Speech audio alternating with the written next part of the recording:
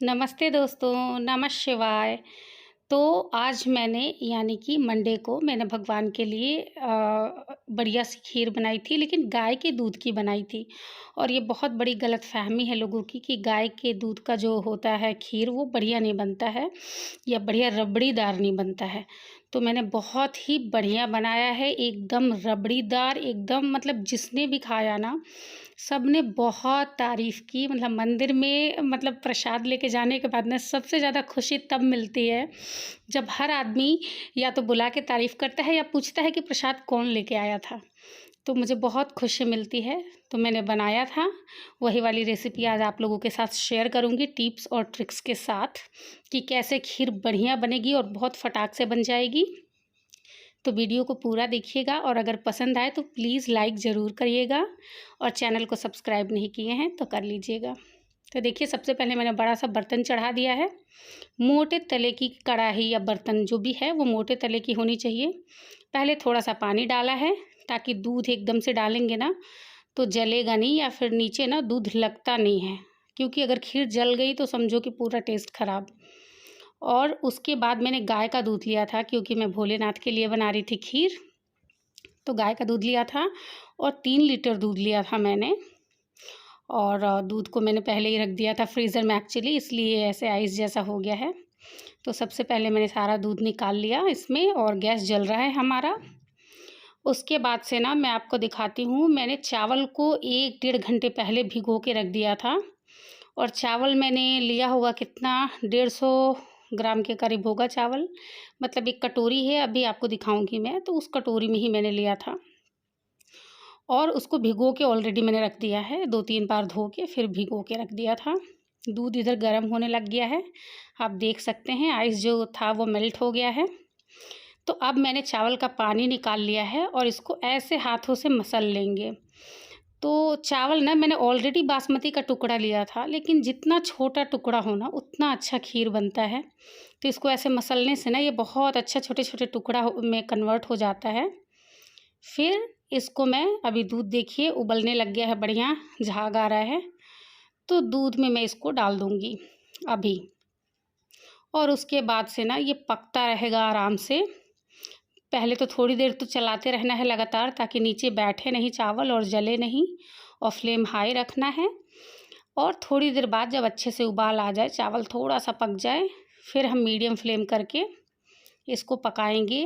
कभी कभी लो करके, अगर कोई काम है तो आप अपना काम भी कर सकते हैं। तो ऐसे मैंने बनाया था, पहले थोड़ी देर तक चला लेना है लगातार। और अब ये देखिए, चावल जब जैसे पकना शुरू होता है ना तो चावल ऊपर आने लग जाता है, मतलब कि तैरने लग जाता है। तो चावल पकना शुरू हो गया है और ये पकते पकते लगभग 8-10 मिनट हो गए हैं और चावल पक गया है, बट वही 90% तक पका है। और दूध की क्वांटिटी देख के आपको पता लग रहा होगा कि 8-10 मिनट से पक रहा है, क्योंकि ये आप देखो दूध काफ़ी कम हो गया है। तो अब मैं ना, जब तक ये पक रहा है, दूसरी तरफ मैं चढ़ा लूँगी कढ़ाई। और उसमें मैं थोड़े से ड्राई फ्रूट्स जो हमें डालने हैं ना उसको मैं घी में रोस्ट करके डालूँगी। मैं बहुत अलग-अलग तरीके का खीर ट्राई करती रहती हूँ, तो इस बार मैं ऐसे करूँगी, क्योंकि इससे ना बहुत ही अच्छी खुशबू आती है और बहुत सॉफ्ट भी हो जाता है इवन दूध में जाने के बाद। तो पहले मैंने लिया है नारियल का गोला, मतलब सूखा वाला नारियल, और पतले-पतले स्लाइसेस में काट दिए थे। तो सबसे पहले उसको डाला है। थोड़ी देर उसको भूनने के बाद मैंने इसमें डाल दिया है कटा हुआ बादाम। थोड़ी देर इन दोनों को साथ में भूनेंगे, उसके बाद डाल देंगे काजू। काजू बहुत सॉफ्ट होता है, तो सबसे लास्ट में। और काजू के मैंने बड़े बड़े टुकड़े रखे हैं। और किशमिश डालनी है, बट उसको भून के नहीं डालूंगी मैं, उसको मैंने पानी में भिगो दिया है। और सबसे लास्ट में डालेंगे, सो दैट बताऊंगी, रीज़न बताऊंगी मैं लास्ट में। तो इधर खीर हमारा पक रहा है और पकते पकते इसको और 4-5 मिनट हो गए हैं। आप देख सकते हैं मलाई कितनी मोटी आ गई है, किनारों पे दूध का वो जो क्वांटिटी है वो दिख रहा है। तो इसको ऐसे चलाते रहना है, लगातार चलाते रहना है।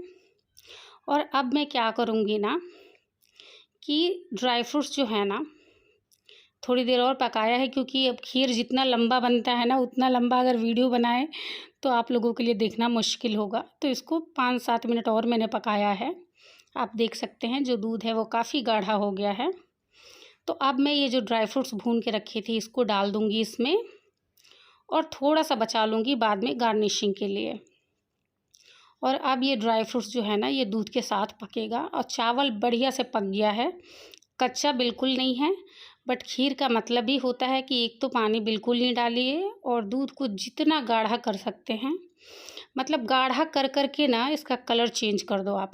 मैंने कोई केसर नहीं डाला है, कोई सैफ़रन कलर नहीं डाला है, बट आप लास्ट में देखिएगा कि खीर का कलर बिल्कुल चेंज हो गया है। सिर्फ़ इतना ज़्यादा उसको मैंने पकाया था कि, तो खीर का तो यही है कि जितना ज़्यादा आप पकाइए उतना बढ़िया बनेगा। बस ये है कि भई जलना नहीं चाहिए। तो अब मैं इसमें डाल रही हूँ 2 तेज़ पत्ते तोड़ के, और ये आपको थोड़ा ऑड लग रहा होगा, बट जिसने भी आज तक नहीं डाला है कभी डाल के देखिएगा। खीर में तेज़ पत्ता डालने के बाद ना उसका टेस्ट बहुत ही डिफरेंट हो जाता है। और डालूँगी इलायची पाउडर भी डालूँगी, बट वो लास्ट में डालूँगी। लेकिन तेज़पत्ता से खीर का टेस्ट बहुत ही कमाल का आता है, तो ये आप ज़रूर ट्राई करिएगा। और इसको देखिए मैं बहुत देर से पका रही हूँ, मतलब टोटल बनने में 35-40 मिनट्स लगे थे। क्योंकि एक तो दूध बिल्कुल जमा हुआ था, और दूसरा कि मैंने चावल बहुत कम यूज़ किया है, मैक्सिमम दूध को ही गाढ़ा किया है। और खीर बनने में तो टाइम लगता ही है ऑफ़ कोर्स, वैसे बन तो तुरंत जाएगा 10 मिनट में, बट वो फिर उतना बढ़िया नहीं बनेगा। तो जितना लो फ्लेम पे पका सकते हैं पकाइए।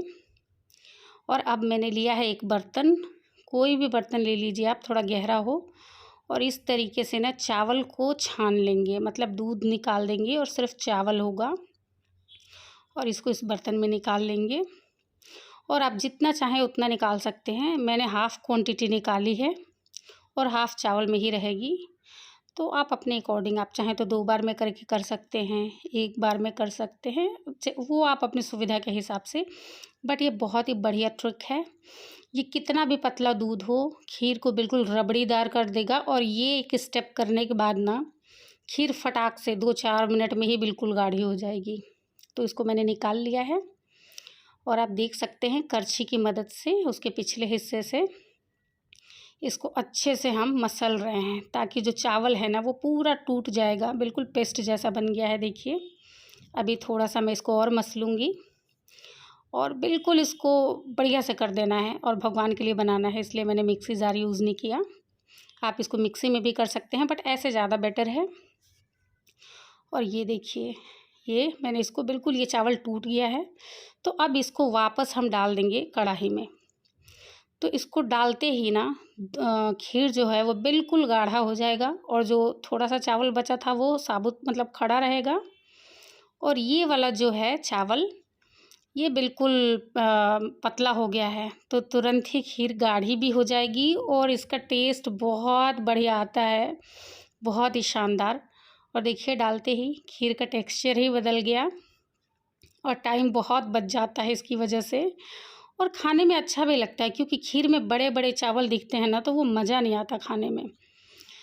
तो खीर में चावल ढूँढना पड़े तब मज़ा आए, तो खीर वैसे ही बननी चाहिए। तो देखिए मैंने इसको 5-7 मिनट और पका लिया है, और आप देख सकते हैं काफ़ी गाढ़ी हो गई है खीर, और कलर भी आप देख सकते हैं कि चेंज हो गया है। तो अब मैं इसमें डाल रही हूँ किशमिश। किशमिश को मैंने पानी में भिगो के रखा था, सो दैट थोड़ा बहुत अगर खट्टा हो तो वो पानी की वजह से निकल जाए, और दूध फटे नहीं। इसीलिए किशमिश ट्राई करना चाहिए कि लास्ट में ही डाल लें, क्योंकि बहुत बार ना अगर किशमिश खट्टी हुई तो फिर फट जाता है खीर, तो फिर खीर बनाने में बहुत मेहनत लगता है, और अगर ख़राब हो गया आधा बनने के बाद तो फिर तो बहुत दुःख लगता है। तो इसलिए किशमिश मैं यूजुअली बाद में डालती हूँ, तो वो मैंने डाल दिया। अब इसको हम थोड़ी देर और पकाएंगे, मतलब एकदम बढ़िया गाढ़ा करना है। वैसे तो ये काफ़ी गाढ़ा हो गया है, आप देख सकते हैं उबाल भी किस तरीके से आ रहा है। और ये कलर ना एक्चुअली ना लाइट की वजह से कैमरे में वैसा नहीं दिख रहा है, जैसा बढ़िया पिंक कलर आ गया था बिना कुछ डाले। मतलब मेरे पास केसर था, लेकिन कहाँ था मुझे याद नहीं आ रहा था, तो मैंने कहा कोई बात नहीं, बिना केसर का बना देते हैं। तो ये है, देखिए कितना बढ़िया गाढ़ा हो गया एकदम। और सबसे मतलब इम्पोर्टेंट बात ये है कि खीर थोड़ी गाढ़ी कम रखनी चाहिए, मतलब कि थोड़ा-सा बंद करने के बाद ना, ठंडा होने के बाद खीर और गाढ़ा होता ही है। तो अगर हम पहले ही बहुत गाढ़ा कर देंगे तो बाद में चावल जैसा हो जाएगा। तो अब मैं इसमें डाल रही हूँ चीनी, और ये जो कटोरी है ना, इसी कटोरी से मैंने चावल ली थी और इतना ही चावल लिया था मैंने। तो मैंने चीनी उतना ही यूज़ किया है जितना चावल लिया था। आप कम ज़्यादा कर सकते हैं, और मैं बता दे रही हूँ कि 3 लीटर दूध में इतना चावल गया था और इतनी चीनी, और मिठास अच्छी थी, बहुत ज़्यादा नहीं था, बट कम मीठा भी नहीं था, अच्छा था। आपको और मीठा चाहिए तो आप और डाल सकते हैं। और उसके बाद अब मैं डाल रही हूँ इसमें इलायची पाउडर, मतलब ग्रीन वाली इलायची को कूट लिया है, छिलके हटा दिए हैं, उसको डाल रही हूँ। और चीनी डालने के बाद थोड़ी देर तक लगातार चलाते रहना होता है, क्योंकि चीनी नीचे बैठ जाएगा और फिर जल जाएगा तो फिर पूरा टेस्ट ख़राब हो जाएगा। तो खीर जलना नहीं चाहिए, ये बिल्कुल ध्यान रखने वाली बात होती है। तो ये देखिए हमारा खीर जो है बन के बिल्कुल मस्त रेडी है। तो भगवान के लिए तो बनाइए या ना बनाइए, बट अपने परिवार के लिए बनाइए। ये वाली खीर ना, मतलब सबको इतनी पसंद आई थी, इवन मुझे भी। मुझे तो बहुत ही ज़्यादा पसंद आई थी, बट मुझे कम मिला था।